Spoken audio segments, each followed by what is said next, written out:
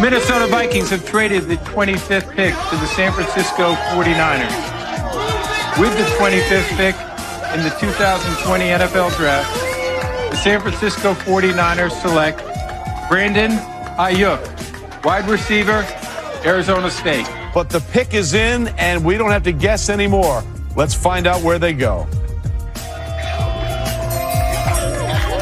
With the 17th pick in the 2020 NFL Draft, the Dallas Cowboys select CeeDee Lamb, wide receiver, Oklahoma. This is Steve Kerr, and you're listening to the Morning Roast on 95.7 The Game. Steve Kerr coming up later on 95.7 The Game at 4 o'clock with Damon and Rattle. John Lynch, GM of the 49ers, joining us at 8 a.m. here on the Roast. We got Mike Bassett coming up in about 30 minutes. He's out there in Dallas doing some radio for the Cowboys and, of course, the Rangers as well. He's a former Major League pitcher who gave up Barry Bonds' record-breaking home run at Oracle Park way back when. So Mike Bassett could be a lot of fun. But we play that sound coming in because CeeDee Lamb and Brandon Aiyuk, whether we like it or not, will always be compared. Will always be compared because they were selected in that same NFL draft class where you had Henry Ruggs, Jerry Jeudy, Justin Jefferson. Of course, later on, you had Michael Pittman Jr., you had Claypool. This is a loaded draft of wide receivers. There's a lot of Ferraris when it comes to the wide receiver position in this draft. Was Jalen Reagor also in this one? Jalen Reagor was also in this one, selected by Philadelphia, later on traded to Minnesota. Yes. Remember Minnesota, when Philadelphia drafted Reagor, Minnesota was all high-fiving like, those idiots, how can they take him? And then, of course, they took Justin Jefferson. So we all agree Justin Jefferson's the best of the bunch, right? Justin Jefferson is legit. Head and shoulders above everyone else. No doubt. I wanted CeeDee Lamb. We both did. We both did. I really wanted CeeDee Lamb. He was a star in college, and I liked the way that he ran after the catch. I thought it really fit what the 49ers were looking for. No, he's a big-time player. When you think about what he did last year against the 49ers in a wild card game, he did nothing. Caught one pass. 21 yards on 5 targets. Brandon Aiyuk, 5 catches, 66 yards. Should have been a lot more had Jimmy not missed him a couple times in that wild card game. But CeeDee Lamb, to me, I was like, man, Henry Ruggs is going to be the first receiver taken, and the Raiders take Henry Ruggs at third. Now he's dealing with the legal issues. We know what's happening there. We haven't heard from him. Jerry Jeudy was a guy I was warming up to, but CeeDee Lamb was a guy I wanted. CeeDee Lamb was a guy I remember as a freshman in college in the Rose Bowl against Georgia, dominating in the first half. Yeah. I mean, on a field of stars with Nick Chubb and Sonny Michel, you got Baker Mayfield, you got all those defenders from Georgia, including Roquan Smith. CeeDee Lamb was balling opposite of Hollywood Brown as a true freshman. And all he did in college was get better and better and better. And think about each of his 3 years of college. He had a different quarterback. Baker Mayfield, Kyler Murray, and then Jalen Hurts. Now, Brandon Aiyuk, when the Niners moved back into the first round, or actually they moved up from 31 to 25 to take Brandon Aiyuk, we watch Pac-12 football, but when we think about Arizona State, we think of N'Keal Harry, right? That's who I thought was going to be the stud. The stud, the guy. Way wrong. Oh, my gosh. Way wrong. So wrong. Saw him at Oracle Arena one day for a Warriors playoff game. He looked like a linebacker. I was like, how can this guy move? He's got muscles everywhere. He was a baller, though. And he wasn't with the Not Patriots. New England. Yeah, not New England. So then, forks up, right? Forks up. So then Brandon Aiyuk, who, by the way, is a JUCO product with the Sierra College, of course, Arizona State. The Niners select him, and he gets off to a slow start, and we know he was in the doghouse. Let's ask you, what if I told you their numbers were so comparable? Oh, so think about this. They are. Think about this. In their last 27 games, both CeeDee Lamb and Brandon Aiyuk. Okay. Now think about it. It's close to 2 years of work. Close to 2 years, about a season and a half. Not including playoffs. Not including playoffs. Gotcha. 27 games. Dallas last season was 5th in the NFL when it came to pass attempts per game. 5th in the NFL. This year, they've dropped to 19th. However, the 49ers, last year, they were 31st in pass attempts in 2021. Wow. 31st. So they don't throw the ball much. So Aiyuk doesn't get a lot of opportunities, unfortunately. This year, they moved up to 26 in pass attempts per game. Brandon Aiyuk, in those last 27 games, 121 catches, 1,700 yards, 12 touchdowns. Now, think about it. The Niners have a bottom 6 offense when it comes to pass attempts, yet last 27 games, 175 targets, 121 catches, 1,700 yards, 12 touchdowns. It's incredible production. Not bad. Especially as I would say the 3 on this offense. The 3.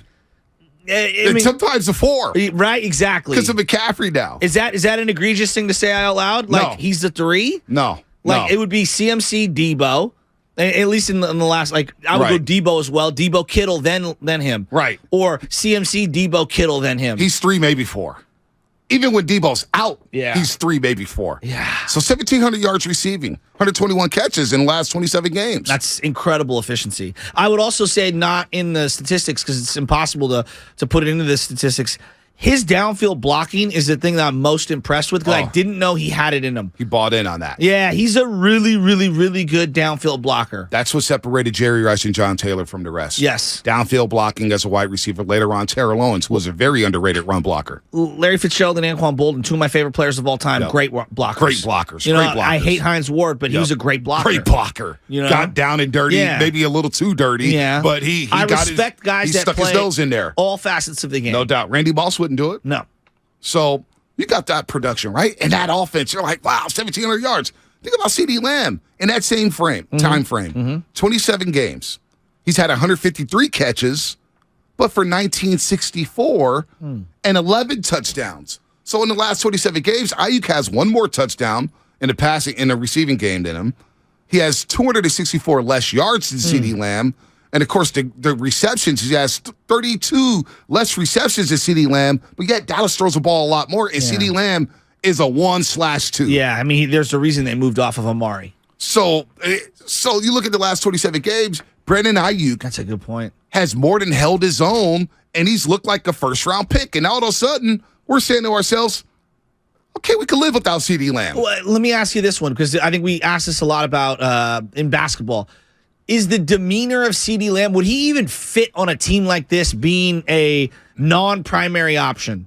Because I do think that we underrate as a wide receiver for Brandon Aiyuk to understand that, like when do you see him like throw his hands up, say I should get the ball, or say something in a post-game presser? That's really hard to find from that position. It's a diva type of position. Yes. I know it gets labeled like that, but it is true. If CeeDee Lamb doesn't get the ball, he has that body language where he slumps his shoulders. He's got to be swaggy. He's got to touch the ball. Which I get. I defend that. I watched him in that wild card game, and the more he got phased out, the more frustrated he got. Yes. He got frustrated. Yes. It's like, man, I'm not even getting any looks. Yeah. So I think he would complain, and I don't know if he'd be a good fit. And maybe the Niners did their research on that. Maybe they said, you know what, CeeDee Lamb doesn't fit our culture. He doesn't fit our blue-collar type of attitude and where you got to get down and dirty and run block. Now, the Cowboys do run the ball. They run it a lot more this year as opposed to last season. Yeah. But now when we look at that draft class, okay, Justin Jefferson's number 1. You can make the case that Brandon Aiyuk is right behind CeeDee Lamb, if not even with him. And he's ahead of Jerry Jeudy. And he's ahead of Michael Pittman Jr. now. And he's, of course, ahead of Jalen Reagor, who hasn't done anything in his career. He's a returner. And Claypool has kind of fizzled out after his first year in the league. So I think we got to be really happy with Brandon Aiyuk and where he's from where he was at last year to where he's at now. It's a really good point. I do think that he gets, like, there was a route the other day where he just stopped running on it, and everyone's, like, ripping him for stopping run. I think he becomes kind of the scapegoat for the Niners fan base at times. Good point. Like, he drops a ball. Okay, for example, Brock threw one 2 weeks prior, and it's like a diving slant into a linebacker, right? And I don't think we realize how difficult that is. He's going to get his head blown off, and it wasn't the greatest throw in the world. He drops the ball. You got to make that play, Aiyuk. You got to make that play. Like, I just feel like he's an easy scapegoat. You don't see Debo get the criticism that Aiyuk gets, and I think that that's because of the doghouse stuff from the beginning. I think he's been an easy person to crush, but I look up and he's one of the most reliable players on the Niners. Dude, he's legit. He's legit. And on that route that he stopped, Brock missed a read. Debo Samuel was wide open. I know. And he may have walked into the end zone. I know. So that, to me, was on Brock Purdy, not recognizing Debo Samuel, because even then it was like, Debo's open. Debo's open. You hear the entire crowd like, yo, throw it to Debo. He's wide open. There was no one within 20 yards. Nobody within 20. So I thought Aiyuk maybe stopped on the route saying, okay, he's going to Debo. Wait a minute. Why are you throwing it to me? Yeah. Again, not the end of the world, but like, and even the catch at the end, everyone's like, Aiyuk's got to catch that, the one in the end zone.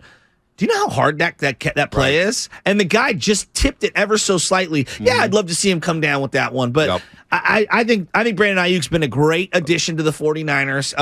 Those numbers surprise you a little bit? Well, they're so close. He's already better than Michael Crabtree as a 49er wide receiver. He's the best first-round wide receiver for the 49ers since Jerry Rice. Hands down. For a And it's not first even round, close. yeah, For a first-round pick. yeah, that's a good We just point. talk about A.J. Jenkins, Rashawn Woods, J.J. Stokes. Aiyuk's the best first-round Yeah. pick to me since Jerry Rice. I think you're right. I think you're right here. But his production, I think, is underrated. I think if you were to break that down with a lot of fans, what you just did right there, I think most people on the eye test alone would be like, oh, CeeDee's twice So the much receiver better. than Aiyuk. But And look also playing for the Dallas Cowboys wearing number 88. Right. I think that glamorizes him. No doubt. But think about that. A run-first offense in the 49ers. They were 31st in 2021 in pass attempts per game. They were 26th this season in pass attempts per game, yet he's 294 yards behind CeeDee Lamb in terms of production over his last 27 games. Now, I did omit one wide receiver in the 2020 draft, and I'm glad somebody reminded me, Niner Empire 101. T. Higgins was in that draft. He was a second rounder, though. Yeah, he was a second rounder. First pick love of the T. second Higgins. round. First pick of the second round. So far in his I love career, T. Higgins. 3,000 yards receiving. But that's a team that throws 40 times a game. All day long. I mean, they're led by those two players, and Jamar Chase, well, three players. Jamar Chase, Joe Burrow, and T. Higgins. Right. And even Boyd. Boyd was Tyler the guy Boyd before makes a lot those of guys. plays. Yeah, T. Higgins coming out. I knew he was going to be good. Dude. I knew he was going to be good. When I think about that Clemson-Ohio State game, I know I talk about it all the No, time. my buddy Della, we talk about this all the time. When you watch Clemson play for about a 4-year stretch, I'll draft anyone on their offense. Anybody on their run. And make it work. That's why I kind of got when Gruden was trying to go all Clemson guys. It's like, it's kind of asinine, but I get it because they're loaded. But I'm thinking about that football game. Jeff Okudah, Yeah. Justin Fields, Yeah. J.K. Dobbins, Chris Olave, Oh, my God. Garrett Wilson. I love Olave.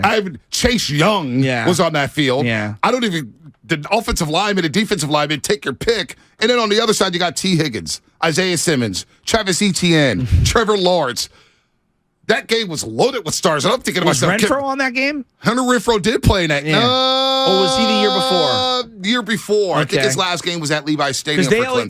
Clemson always has, because of Dabo, a white wide receiver. White slot wide receiver. Yeah, he's always got Now they one. got the white running back in I Will know. Shipley. Yeah. He's not bad. The Shipleys have been in college football for, I swear to God, 40 years. There has been a white Shipley somewhere around the Big 10, Big 12, or ACC, right? Am I Dude, wrong? No, you're not wrong.